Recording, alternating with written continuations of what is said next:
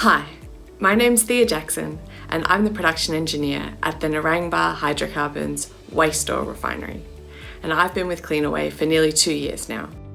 As part of this year's International Women's Day celebrations, I've been asked to share some of my career experiences with you. But first, I want to begin by acknowledging and paying my respects to the Turrbal and Yagara people, who are the traditional custodians of the land on which I'm filming this today. And I'd like to extend those respects to any First Nations people watching and to elders past, present and emerging. At the Narangba oil plant, we work as part of an integrated hydrocarbons production chain to take used lube oil, so the stuff that your mechanic drops out of your car, and take that product and re-refine it to remove any contaminants such as metals or light hydrocarbons and any water, and re-refine that product so that it's ready for a sale back into the base oil market. I look after both the maintenance and the operations teams that are responsible for keeping the Narangba oil plant operating safely and efficiently, and I also use my process engineering knowledge to help troubleshoot the plant and help optimize our operations. Before I joined Cleanaway, I studied chemical engineering at the University of Queensland, and I got my first job in my local crude oil refinery, where I had the opportunity to work on a range of capital projects, as well as in day-to-day operations, working with the operators to optimize the process units on a daily basis. I'm really glad to be able to take the skills that I honed in traditional refining and apply them to the recycling industry. When I think about what I enjoy most working for Cleanaway, it has to be the people. I have a great team reporting to me, and having the opportunity to work with them to continuously improve the way we operate our plant is extremely rewarding. My proudest moments working for Cleanaway are always when I'm looking at my team. I'm so proud of the work that they do to keep our little oil refinery operating safely and efficiently 24 hours a day. Over the past 2 years, we've made moves to reduce the number of planned maintenance events from 6 per year to 3 per year, while improving the efficiency of those maintenance activities and also increasing our production availability.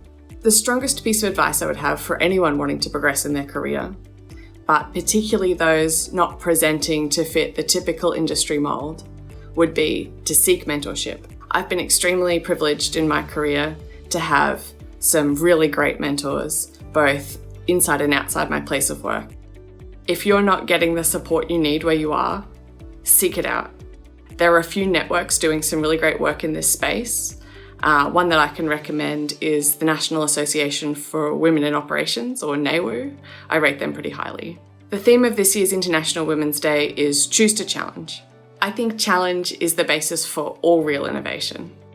And the more we can teach ourselves to question, to be curious by default, and to support others in our community to do the same, the more we build the foundations for rich and interesting lives.